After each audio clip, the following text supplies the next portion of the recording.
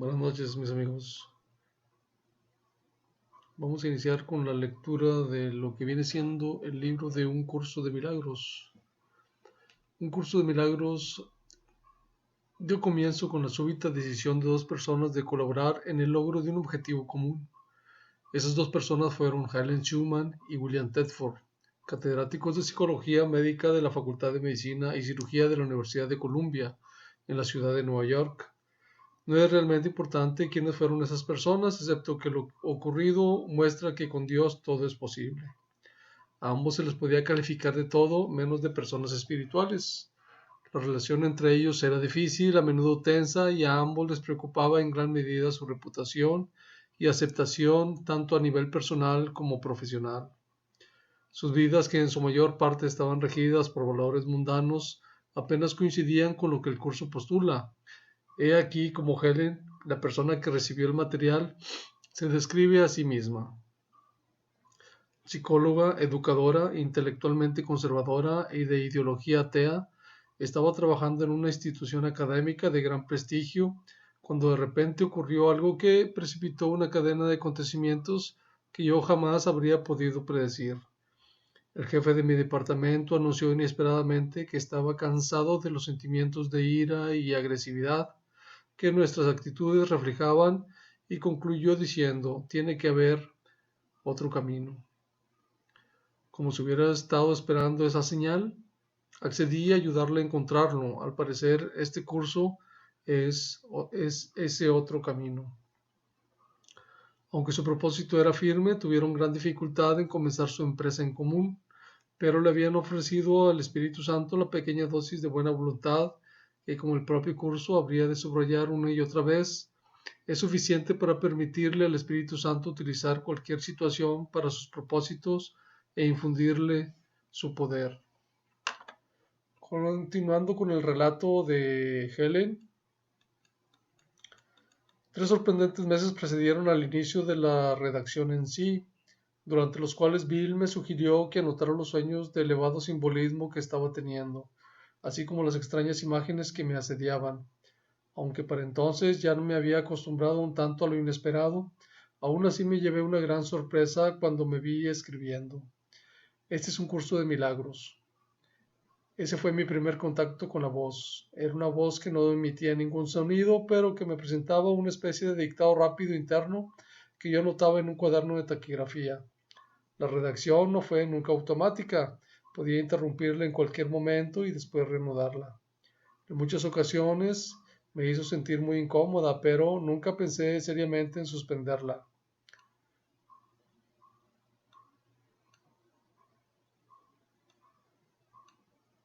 Parecía ser una misión especial que de alguna manera o en algún lugar yo había acordado llevar a cabo.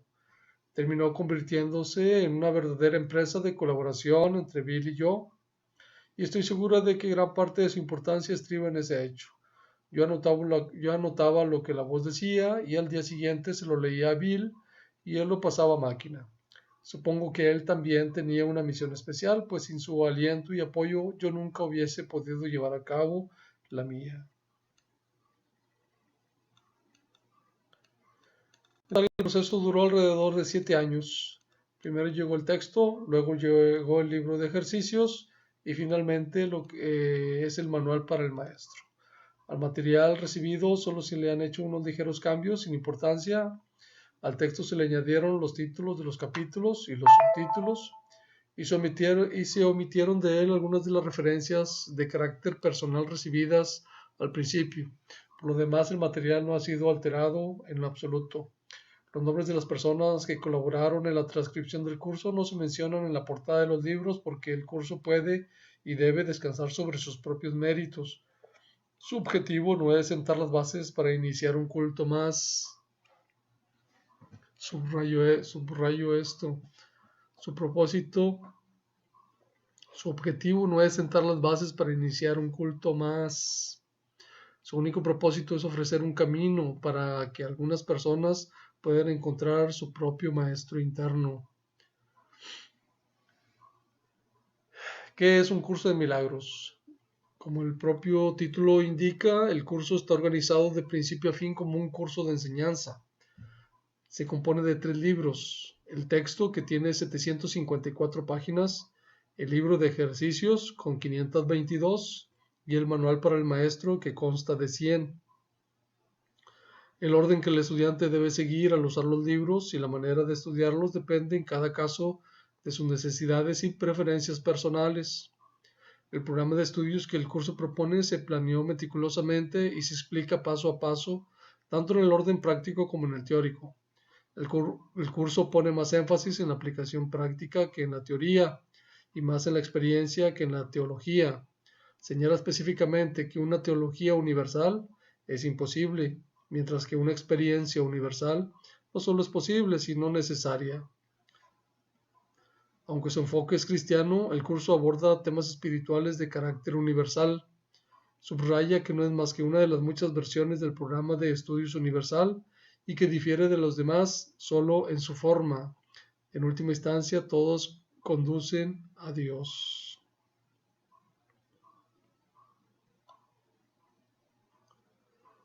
El texto es fundamentalmente teórico y expone los conceptos en los que se basa el sistema de pensamiento del curso. Sus ideas contienen los cimientos de las lecciones del libro de ejercicios.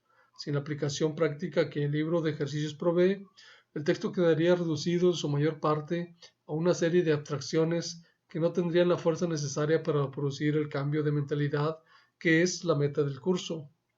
El libro de ejercicios consta de 365 lecciones, una para cada día del año. No es necesario, sin embargo, hacer las lecciones siguiendo ese ritmo. Se puede, si se desea, dedicar más de un día a una lección determinada. Las instrucciones solo recomiendan que no se intente hacer más de una lección por día. El carácter práctico del libro de ejercicios queda subrayado en su propia introducción, donde se da más valor a la experiencia lograda con la práctica que a cualquier compromiso previo de carácter espiritual. Algunas de las ideas que el libro de ejercicios presenta te resultarán difíciles de creer, mientras que otras tal vez te parezcan muy sorprendentes. Nada de eso importa. Se te pide simplemente que las apliques tal como se te indique. No se te pide que las juzgues, se te pide únicamente que las uses. Es usándolas como cobrarán sentido para ti y lo que te demostrará que son verdad.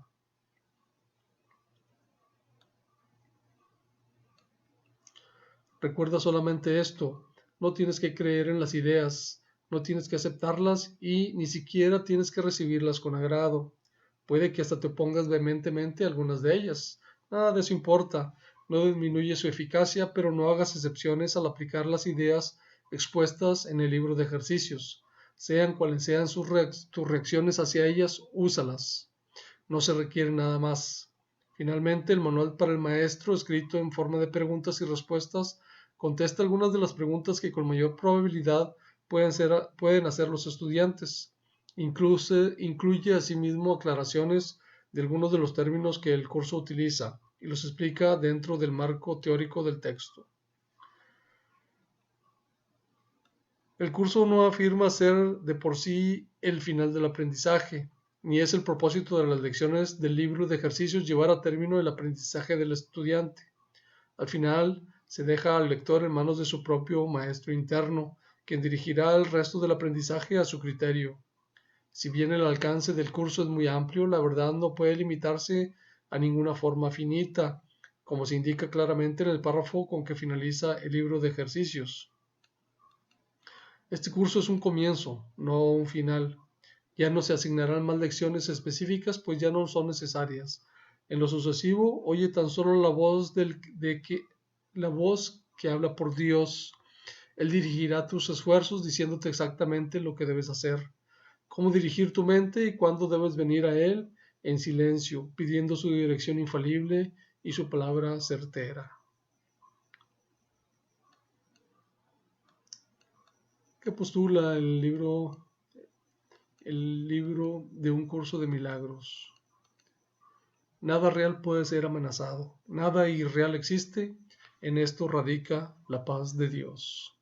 Así comienza un curso de milagros, el cual establece una clara distinción entre lo real y lo irreal, entre el conocimiento y la percepción. El conocimiento es la verdad y está regido por una sola ley, la ley del amor de Dios.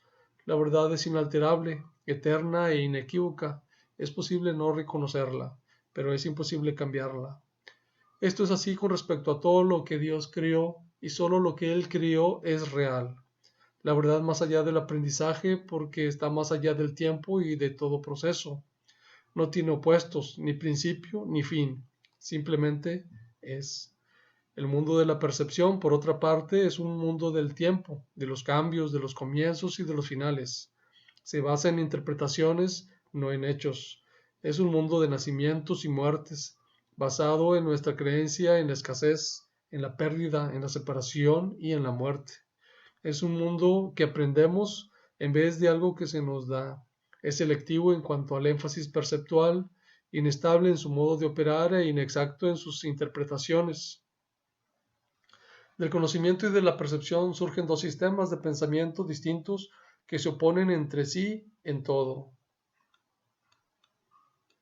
En el ámbito del conocimiento no existe ningún pensamiento aparte de Dios, porque Dios y su creación comparten una sola voluntad. El mundo de la percepción, por otra parte, se basa en la creencia en opuestos, en voluntades separadas y en el perpetuo conflicto que existe entre ellas y Dios. Lo que la percepción ve y oye parece real porque solo admite en la conciencia aquello que concuerda con los deseos del perceptor. Esto da lugar a un mundo de ilusiones, mundo que es necesario defender sin descanso, precisamente porque no es real. Una vez que alguien queda atrapado en el mundo de la percepción, queda atrapado en un sueño. No puede escapar sin ayuda porque todo lo que sus sentidos le muestran da fe de la realidad del sueño. Dios nos ha dado la respuesta, el único medio de escape, el verdadero ayudante. La función de su voz, su Espíritu Santo, es mediar entre los dos mundos. El Espíritu Santo puede hacer eso porque, si bien por una parte conoce la verdad, reconoce también nuestras ilusiones, aunque no cree en ellas. El objetivo del Espíritu Santo es ayudarnos a escapar del mundo de los sueños, enseñándonos cómo cambiar nuestra manera de pensar y cómo corregir nuestros errores. El perdón es el recurso de aprendizaje excelso que el Espíritu Santo utiliza para llevar a cabo ese cambio en nuestra manera de pensar. El curso, no obstante, ofrece su propia definición de lo que en realidad es el perdón, así como también de lo que es el mundo. El mundo que vemos refleja simplemente nuestro marco de referencia interno, las ideas, las ideas predominantes, los deseos y las emociones que albergan nuestras mentes. La proyección da lugar a la percepción. Primero miramos en nuestro interior y decidimos qué clase de mundo queremos ver. Luego proyectamos ese mundo hacia afuera y hacemos que sea real para nosotros tal como lo vemos. Hacemos que sea real mediante las interpretaciones que hacemos de lo que estamos viendo.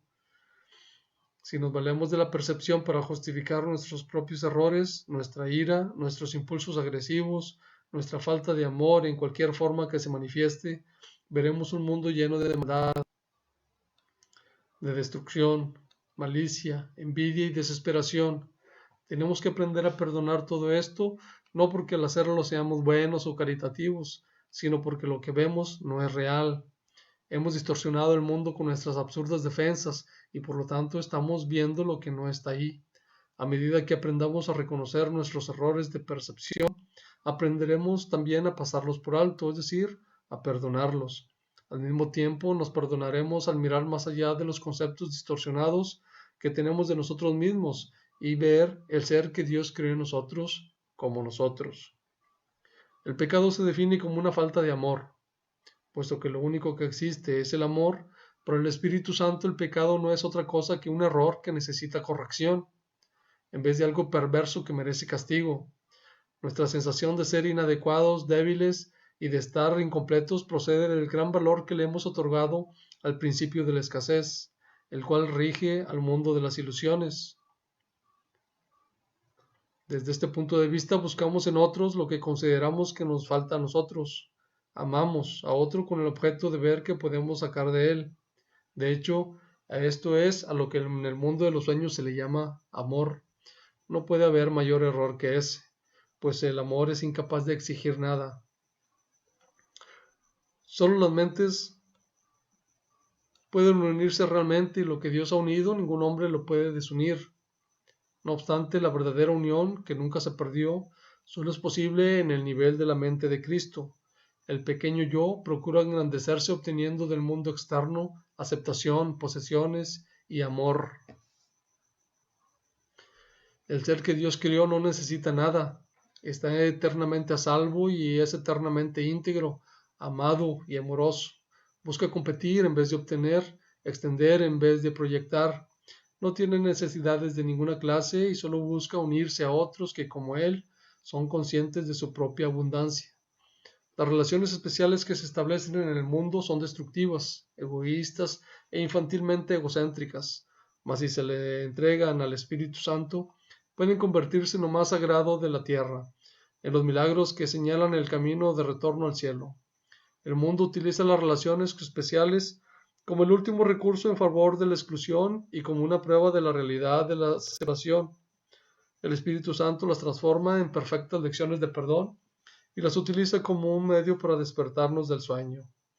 Cada una representa una oportunidad de sanar nuestras percepciones y de corregir nuestros errores. Cada una es una nueva oportunidad de perdonarnos a nosotros mismos, perdonando a otros. Y cada una viene a ser una invitación más al Espíritu Santo y al recuerdo de Dios. La percepción es una función del cuerpo y por lo tanto supone una limitación de la conciencia. La percepción ve a través de los ojos del cuerpo y oye a través de sus oídos. Produce las limitadas reacciones que éste tiene. El cuerpo aparenta ser, en gran medida, automotivado e independiente, mas en realidad solo responde a las intenciones de la mente. Si la mente lo utiliza para atacar, sea de la forma que sea, el cuerpo se convierte en la víctima de la enfermedad, la vejez y la decrepitud. Si la mente, en cambio, acepta el propósito del Espíritu Santo, el cuerpo se convierte en un medio eficaz de comunicación con otros, invulnerable mientras se le necesite, que luego sencillamente será descartado cuando deja de ser necesario. De por sí el cuerpo es neutro, como lo es todo en el mundo de la percepción. Utilizarlo para los objetivos del ego o para los del Espíritu Santo depende enteramente de lo que la mente elija. Lo opuesto a ver con los ojos del cuerpo es la visión de Cristo, la cual refleja fortaleza en vez de debilidad, unidad en vez de separación y amor en vez de miedo. Lo opuesto a oír con los oídos del cuerpo es la comunicación a través de la voz que habla en favor de Dios, el Espíritu Santo, el cual mora en cada uno de nosotros. Su voz no parece distante y difícil de oír porque el ego que habla en favor del yo falso y separado parece hablar en voz en grito. Sin embargo, es todo lo contrario.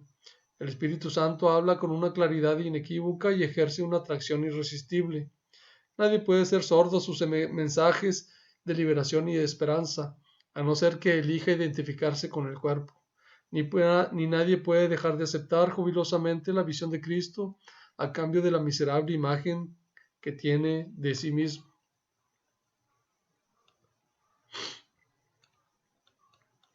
La visión de Cristo es el don del Espíritu Santo, la alternativa que Dios nos ha dado contra la ilusión de la separación y la creencia en la realidad del pecado, la culpabilidad y la muerte.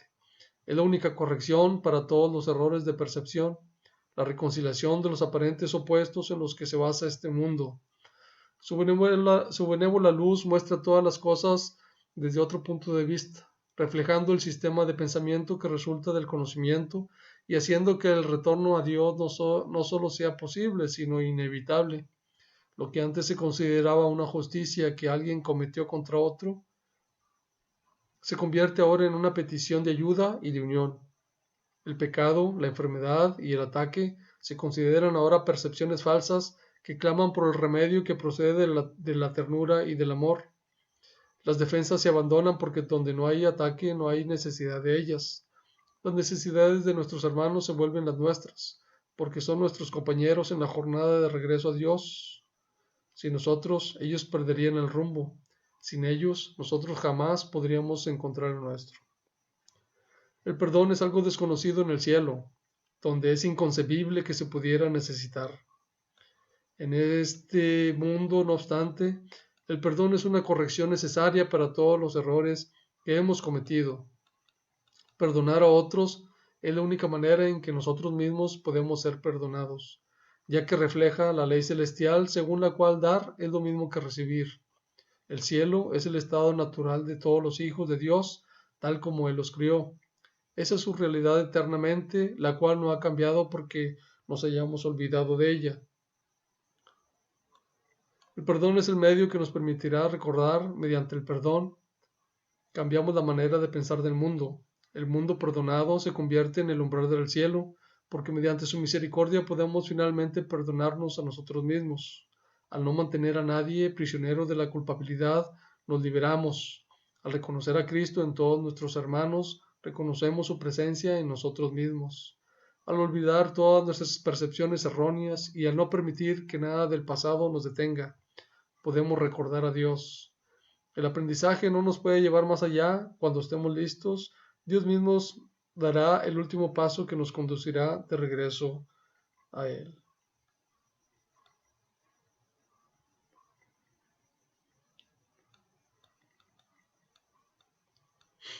Manual del texto. El significado de los milagros.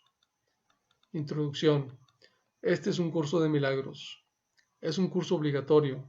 Solo el momento en que decides tomarlo es voluntario. Tener libre albedrío no quiere decir que tú misma puedas establecer el plan de estudios.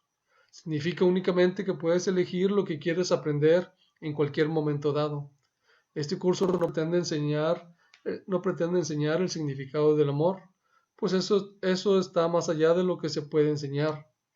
Pretende, no obstante, despejar los obstáculos que impiden experimentar la presencia del amor, el cual es tu herencia natural. Lo opuesto al amor es el miedo, pero aquello que todo lo abarca no puede tener opuestos. Este curso puede, por lo tanto, resumirse muy simplemente de la siguiente manera. Nada real puede ser amenazado, nada irreal existe, en esto radica la paz de Dios.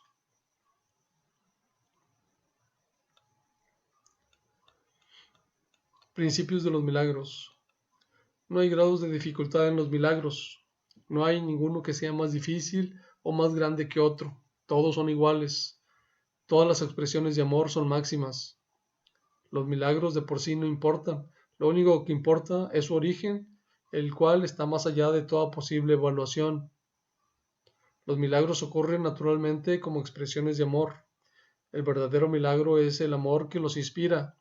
En este sentido, todo lo que procede del amor es un milagro. Todos los milagros significan vida y Dios es el dador de la vida. Su voz te guiará muy concretamente, se te dirá todo lo que necesites saber. Los milagros son hábitos y deben ser involuntarios. No deben controlarse conscientemente.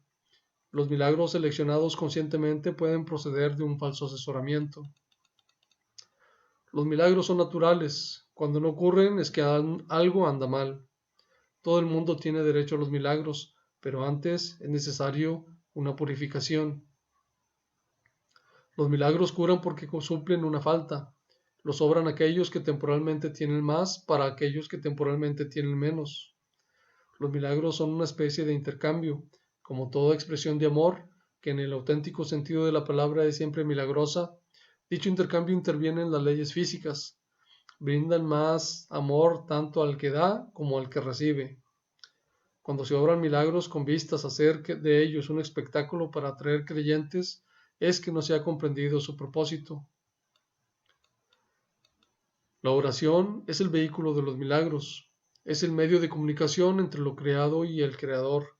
Por medio de la oración se recibe amor y por medio de los milagros se expresa amor. Los milagros son pensamientos. Los pensamientos pueden representar el nivel inferior o corporal de experiencia o el nivel superior o espiritual de experiencia. Uno de ellos da lugar a lo físico, el otro crea lo espiritual. Los milagros son a la vez comienzos y finales, y así alteran el orden temporal. Son siempre afirmaciones de renacimiento que parecen retroceder, pero que en realidad van hacia adelante. Cancelan el pasado en el presente y así liberan el futuro. Los milagros dan fe de la verdad. Son convincentes porque proceden de la convicción. Sin convicción degeneran en magia que es insensata y por lo tanto destructiva, o más bien el uso no creativo de la mente. Todos los días deberían consagrarse a los milagros. El propósito del tiempo es que aprendas a usarlo de forma constructiva. El tiempo es, por lo tanto, un recurso de enseñanza y un medio para alcanzar un fin. El tiempo cesará cuando ya no sea útil para facilitar el aprendizaje. Los milagros son recursos de enseñanza para demostrar que dar es tan bienaventurado como recibir. Aumentan la fortaleza del que da y simultáneamente le dan fortaleza al que recibe.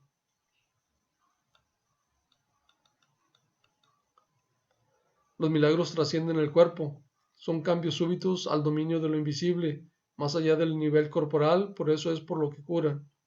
El milagro es un servicio, es el máximo servicio que les puedes prestar a otro. Es una manera de amar al prójimo como a ti mismo, en lo que reconoces simultáneamente tu propia valía y la de él. Los milagros hacen que las mentes sean una en Dios. Se basan en la cooperación porque la afiliación es la suma de todo lo que Dios crió. Los milagros reflejan, por lo tanto, las leyes de la eternidad y no las del tiempo.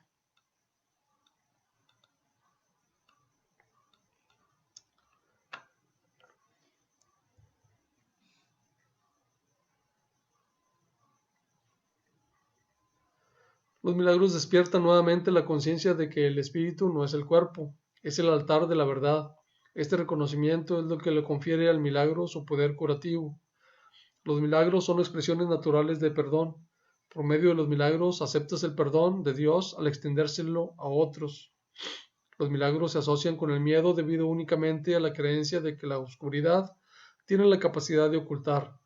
Crees, crees que lo que no puedes ver con los ojos del cuerpo no existe. Esta creencia te lleva a negar la visión espiritual.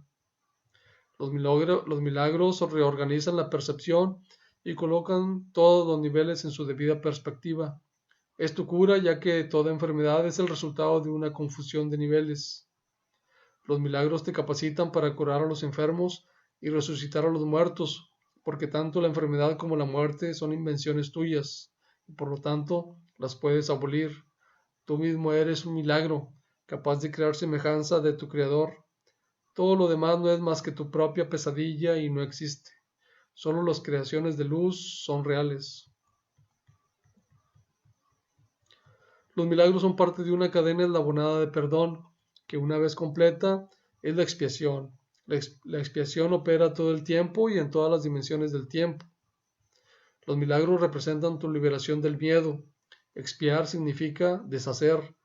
Deshacer el miedo es un aspecto esencial del poder expiatorio de los milagros.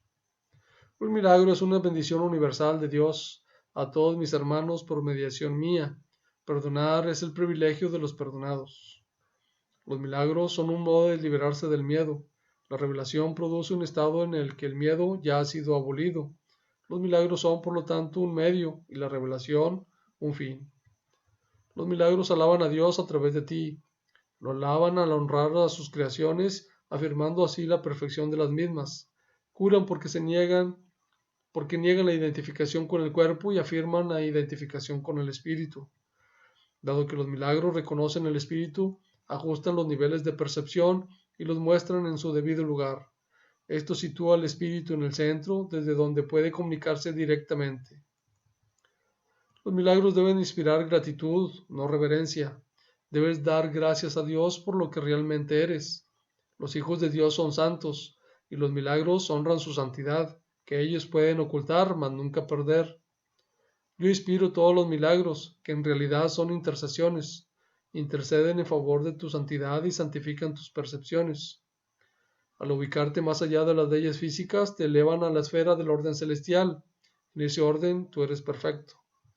Los milagros te honran porque eres digno de ser amado. Desvanecen las ilusiones que albergas acerca de ti mismo y perciben la luz en ti.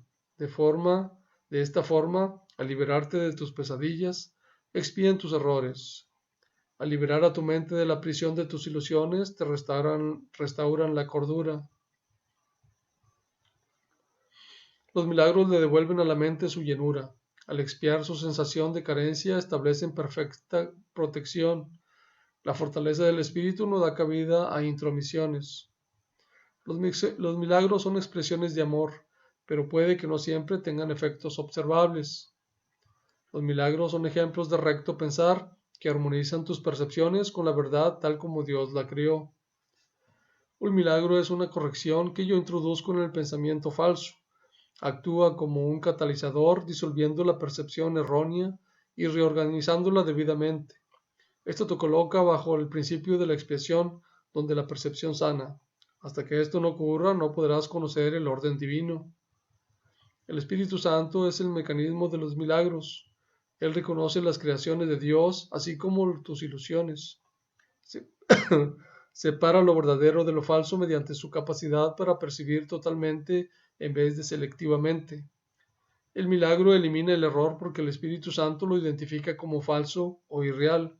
Esto es lo mismo que decir que al percibirse la luz, la oscuridad desaparece automáticamente. El milagro reconoce que todo el mundo es tu hermano, así como mi hermano también. Es una manera de percibir la marca universal de Dios. El contenido perceptual de los milagros es la plenitud, de ahí que puedan corregir o redimir la errada percepción de carencia. Uno de los mayores beneficios que se deriva de los milagros es su poder para liberarte de tu falso sentido de aislamiento, privación y carencia. Los milagros surgen de un estado mental milagroso o de un estado de estar listo para ellos. Los milagros son expresiones de una conciencia interna de Cristo y de haber aceptado su expiación.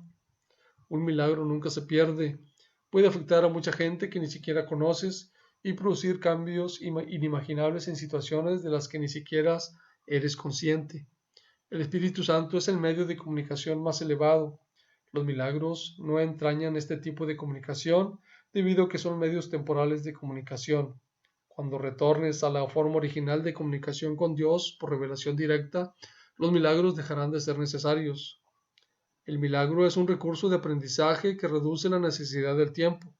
Establece un intervalo temporal fuera de lo normal que no está sujeto a las leyes usuales del tiempo. En ese sentido, es intemporal. El milagro es el único recurso que tienes a tu inmediata disposición para controlar el tiempo. Solo la revelación lo trasciende al no tener absolutamente nada que ver con el tiempo. El milagro no distingue entre diferentes grados de percepción errónea. Es un recurso para sanar. Es un recurso para sanar la percepción que es eficaz independientemente del grado o dirección del error. En eso radica su verdadera imparcialidad. El milagro compara lo que tú has hecho con la creación, aceptando como cierto lo que concuerda con ella y rechazando como falso lo que no.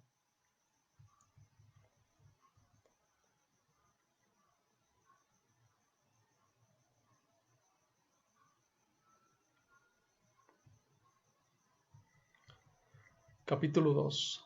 La revelación, el tiempo y los milagros. La revelación produce una suspensión completa, aunque temporal, de la duda y el miedo. Refleja la forma original de comunicación entre Dios y sus creaciones, la cual entraña la sensación extremadamente personal de creación que a veces se busca en las relaciones físicas.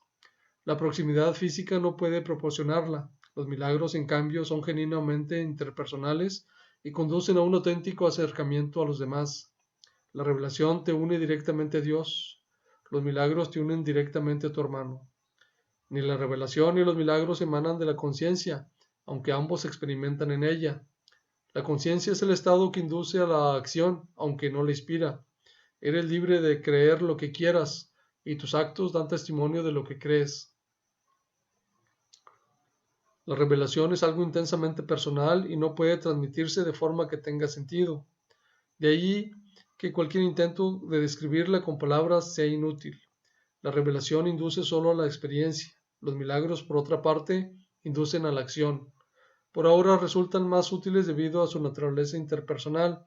En esta fase del aprendizaje, obrar milagros es importante porque no solo te puede forzar a que te liberes del miedo. La revelación es literalmente inefable porque es una experiencia de amor inefable. La reverencia no debe reservar La reverencia se debe reservar solo para la revelación, a la que se puede aplicar perfecta y correctamente. No es una reacción apropiada hacia los milagros porque un estado de reverencia es un estado de veneración, lo cual implica que uno de rango inferior se encuentra ante su creador. Tú eres una creación perfecta, y debería sentir reverencia solamente en presencia del Creador de la perfección. El milagro es, por lo tanto, un gesto de amor entre iguales. Los que son iguales no deben sentir reverencia los unos por los otros, pues la reverencia implica desigualdad. Por consiguiente, no es una reacción apropiada hacia mí. Un hermano mayor merece respeto por su mayor experiencia y obediencia por su mayor sabiduría. También merece ser amado por ser un hermano, y devoción si es devoto. Es tan solo mi devoción por ti lo que me hace merecedor de la tuya. No hay nada con respecto a mí que tú no puedas alcanzar. No tengo nada que no proceda de Dios. La diferencia entre nosotros por ahora estriba en que yo no tengo nada más. Esto me coloca en un estado que en ti es solo latente. Nadie viene al Padre sino por mí. No significa que yo esté en modo alguno separado de ti o que sea diferente excepto en el tiempo, y el tiempo no existe realmente. La afirmación tiene más sentido desde el punto de vista de un eje vertical que de uno horizontal. Tú estás debajo de mí y yo estoy debajo de Dios.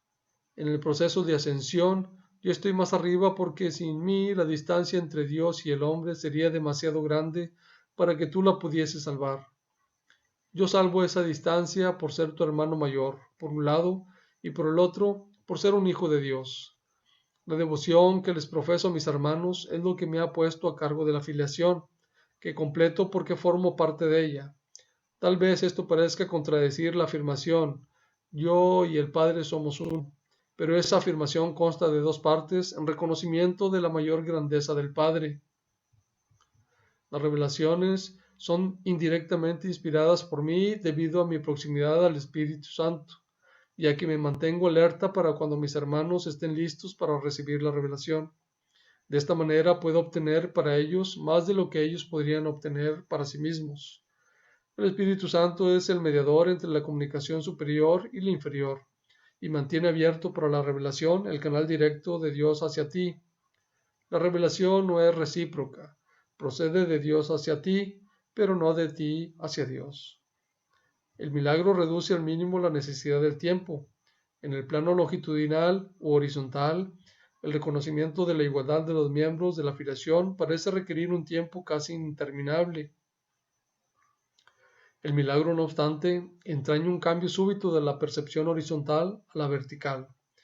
Esto introduce un intervalo del cual tanto el que da como el que recibe emergen mucho más adelantados en el tiempo de lo que habían estado de otra manera. El milagro, pues, tiene la propiedad única de abolir el tiempo en la medida en que hace innecesario el intervalo de tiempo que abarca. No existe relación alguna entre el tiempo que un milagro tarda en llevarse a cabo y el tiempo que abarca. El milagro sustituye a un aprendizaje que podría haber durado miles de años. Lo hace en virtud del reconocimiento implícito de la perfecta igualdad que existe entre el que da y el que recibe, en la que se basa el milagro. El milagro acorta el tiempo al producir su colapso, eliminando de esta manera ciertos intervalos dentro del mismo. Esto hace, no obstante, dentro de la secuencia temporal más amplia.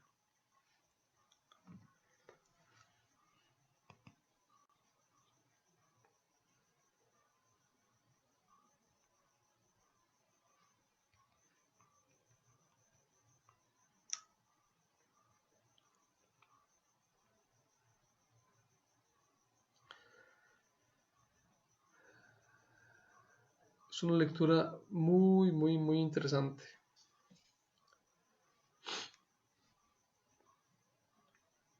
Pero como lo decía en un principio, el propio texto, de nada sirve todos estos conceptos si no lo experimentas de una manera, de una manera personal.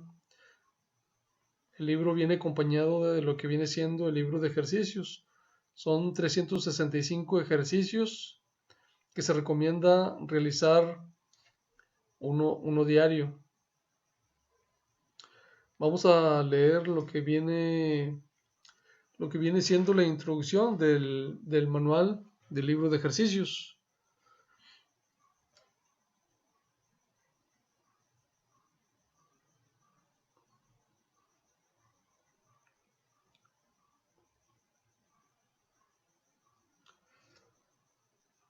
Para que los ejercicios de este libro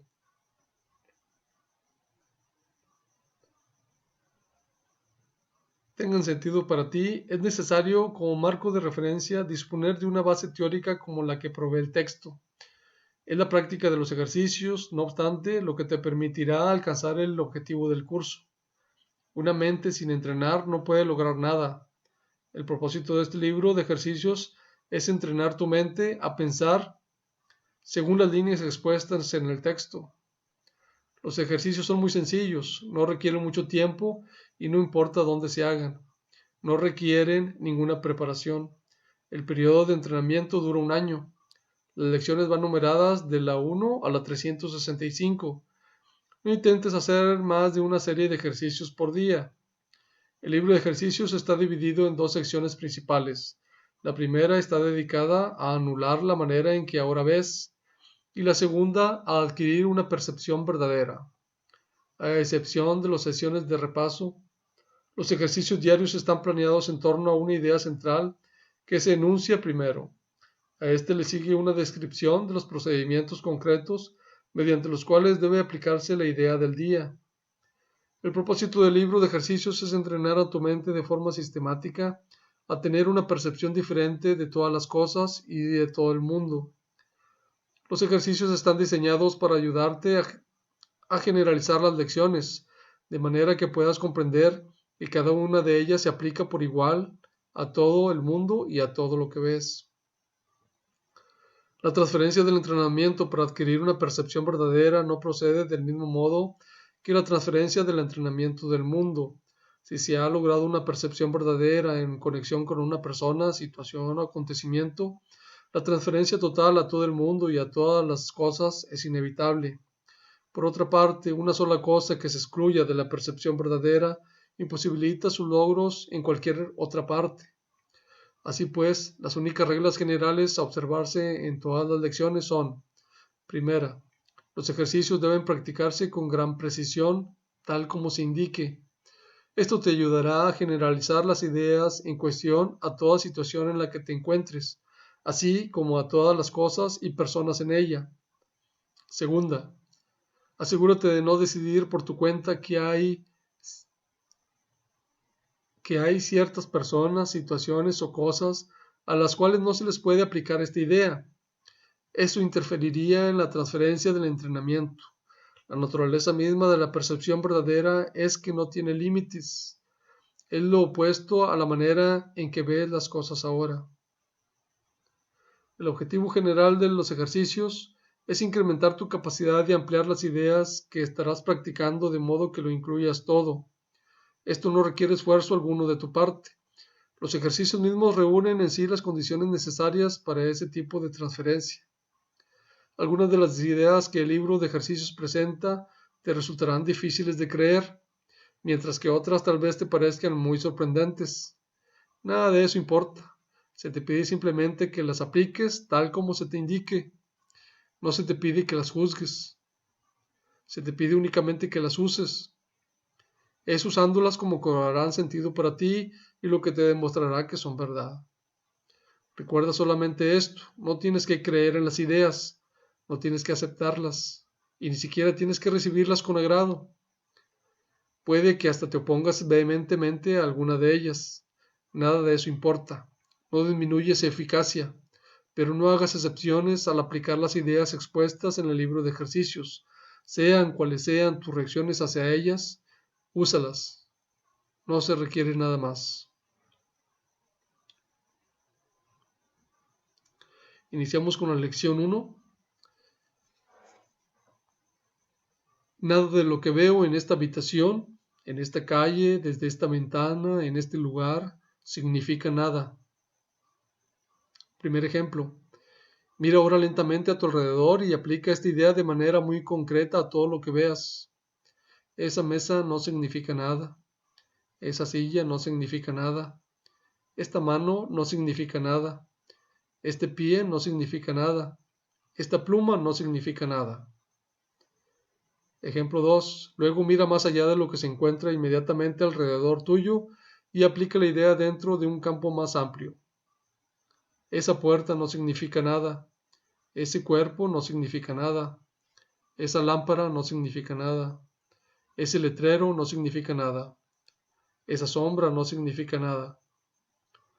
Observa que estas expresiones no siguen ningún orden determinado, ni hacen distinción entre la clase de cosas a las que se aplican. Ese es el propósito del ejercicio.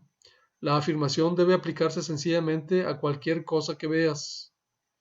Al practicar con la idea del día, hazlo con total imparcialidad. No trates de aplicarla a todo lo que se encuentre dentro de tu campo visual, pues estos ejercicios no deben convertirse en un ritual.